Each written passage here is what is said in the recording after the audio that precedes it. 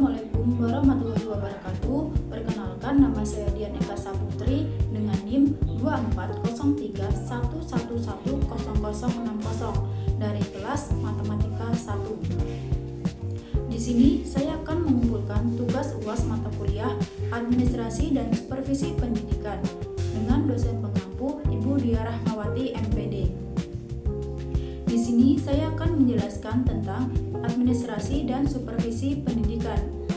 Administrasi pendidikan merupakan suatu proses keseluruhan kegiatan bersama dalam bidang pendidikan yang meliputi perencanaan, pengorganisasian, pengarahan, pelaporan, pengordinasian, pengawasan, serta pembiayaan dengan menggunakan seluruh fasilitas yang tersedia untuk mencapai tujuan pendidikan.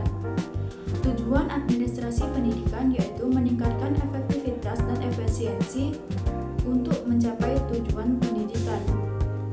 Adapun prinsip dari administrasi pendidikan yaitu prinsip efisiensi, efektivitas, akuntabilitas, transparansi, dan prinsip disiplin dan keteraturan.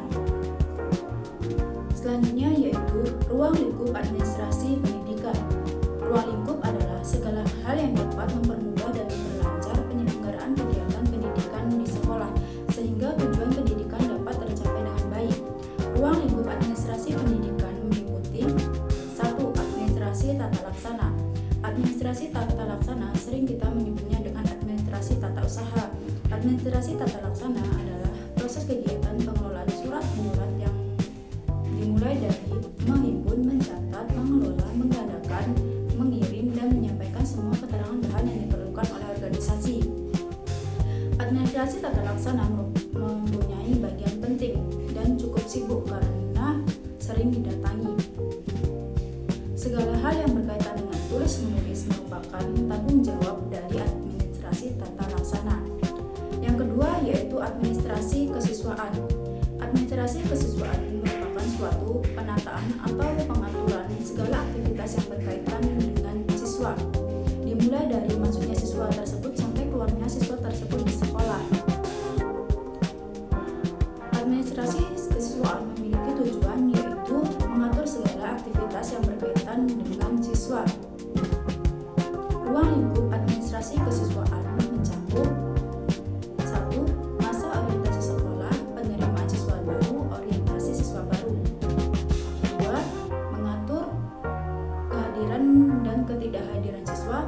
Dan yang ketiga yaitu mengatur kepengelompokan siswa, seperti mengatur kode etik, mengatur siswa drop out, dan mengatur organisasi yang diikuti oleh siswa. Dan yang ketiga yaitu administrasi kurikulum. Administrasi kurikulum merupakan proses kegiatan yang direncanakan dan diusahakan dengan sungguh-sungguh terhadap situasi belajar dan mengajar secara efektif dan efisien demi mencapai tujuan pendidikan yang telah ditetapkan. Kegiatan administrasi kurikulum yang terpenting yaitu 1. Kegiatan yang berkaitan erat dengan tugas guru. 2. Kegiatan yang berkaitan erat dengan proses belajar mengajar. 3. Penyusunan satuan pelajaran. Dan yang keempat yaitu laporan evaluasi belajar. Yang keempat yaitu administrasi personalia. Administrasi personalia merupakan keseluruhan proses pengaturan, pelayanan, serta pembinaan terhadap tenaga kerja secara efektif dan efisien demi tercapainya tujuan organisasi. Tujuan dari administrasi personalia yaitu 1. Memperoleh tenaga kerja yang dibutuhkan. 2. Meningkatkan keterampilan, kemampuan, serta motivasi kerja. Dan yang ketiga yaitu menciptakan hubungan kerja yang harmonis. Kegiatan dari administrasi personalia yaitu 1. Perencanaan yaitu menentukan kebutuhan calon pegawai. 2. Rekrutmen dan seleksi yaitu mencari atau memilih calon pegawai. 3. Penempatan yaitu menempatkan pegawai sesuai dengan kompetensi. Keempat yaitu pembinaan yaitu melatih atau mengembangkan kompetensi yang dimiliki oleh pegawai. Kelima yaitu mutasi yaitu pemindahan atau menaikkan jabatan pegawai. Keenam yaitu pemberhentian yaitu mengatur tentang pensiun atau keluar dari pekerjaan. kelima yaitu administrasi sarana dan prasarana pendidikan. Sarana pendidikan merupakan segala sesuatu yang langsung digunakan dalam proses belajar mengajar. Contohnya seperti kursi, meja, papan tulis, dan media pembelajaran. Sedangkan prasarana pendidikan merupakan segala sesuatu yang tidak langsung digunakan dalam belajar mengajar, tetapi mendukung kelancaran kegiatan tersebut. Jadi, administrasi sarana dan prasarana pendidikan merupakan proses pengelolaan perlengkapan fisik yang digunakan untuk proses belajar mengajar agar tujuan pendidikan dapat tercapai dengan efektif dan efisien. Tujuan dari administrasi sarana dan prasarana pendidikan yaitu 1. Menyediakan fasilitas belajar yang baik. Kedua yaitu menggunakan sarana dan prasarana secara efektif dan efisien. Ketiga yaitu menjaga dan merawat sarana dan prasarana agar awet. Dan yang keempat yaitu meningkatkan mutu dan kenyamanan belajar. Kegiatan dari administrasi sarana dan prasarana yaitu 1. Perencanaan yaitu menentukan kebutuhan sarana dan prasarana. Kedua yaitu pengadaan barang yaitu membeli atau menerima bantuan. Tiga yaitu penyimpanan dan pencatatan investasi. Keempat yaitu pendistribusian atau menyalurkan barang ke guru atau siswa. Dan yang kelima yaitu pengawasan terhadap seluruh sarana dan prasarana yang digunakan. Yang keenam yaitu administrasi hubungan masyarakat atau administrasi humas. Administrasi humas merupakan aktivitas yang menghubungkan antara organisasi dengan masyarakat demi tercapainya tujuan organisasi dan harapan masyarakat terhadap produk yang dihasilkan.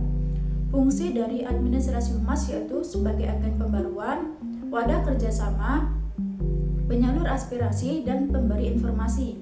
Kegiatan dari administrasi humas yaitu 1.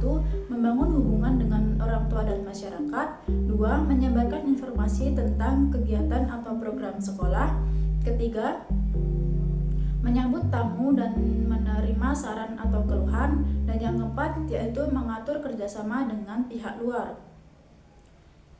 Dan yang ketujuh yaitu administrasi keuangan.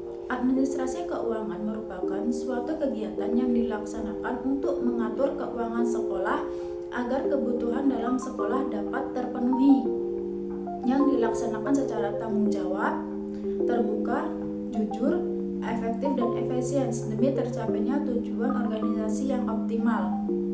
Prinsip dari administrasi keuangan yaitu transparansi, akuntabilitas, efisiensi, dan efektivitas. Kegiatan dari administrasi keuangan yaitu 1. Perencanaan anggaran. 2. Pengelolaan dan penggunaan dana. Ketiga, pencatatan dan pembukuan keuangan. Dan yang keempat yaitu penyusunan laporan keuangan. Baiklah, selanjutnya saya akan menjelaskan tentang supervisi pendidikan. Supervisi pendidikan merupakan pembinaan berupa bimbingan ke arah kebaikan situasi pendidikan pada umumnya dan peningkatan mutu proses belajar mengajar. Tujuan dari supervisi pendidikan yaitu memberikan bantuan teknis dan bimbingan terhadap guru dan staf sekolah agar mereka mampu meningkatkan kualitas kinerjanya. Sasaran dari supervisi pendidikan yaitu 1. Guru, 2. Proses pembelajaran, 3. Administrasi pembelajaran. Fungsi dari supervisi pendidikan yaitu 1. Membantu guru meningkatkan kompetensinya. 2. Menilai kinerja dan proses pembelajaran. Yang ketiga yaitu mendorong guru agar menjadi lebih baik lagi. Jenis-jenis dari supervisi pendidikan yaitu 1. Akademik, 2. Individual, 3. Kelompok. Dan teknik dari supervisi pendidikan yaitu 1. Individual yaitu seperti observasi kelas dan kunjungan kelas, dan untuk yang kelompok yaitu contohnya diskusi, workshop, dan rapat guru. Selanjutnya yaitu instrumen supervisi pendidikan. Instrumen supervisi pendidikan merupakan alat untuk mengumpulkan data tentang kinerja guru dan proses pembelajaran agar supervisor dapat menilai dan memperbaiki mutu pembelajaran. Adapun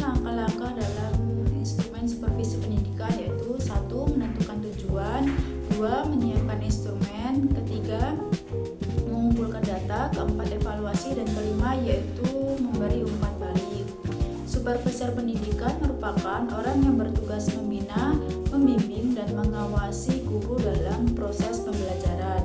Adapun kualifikasi supervisor pendidikan yaitu 1. Melaksanakan pembinaan secara profesional kepada guru.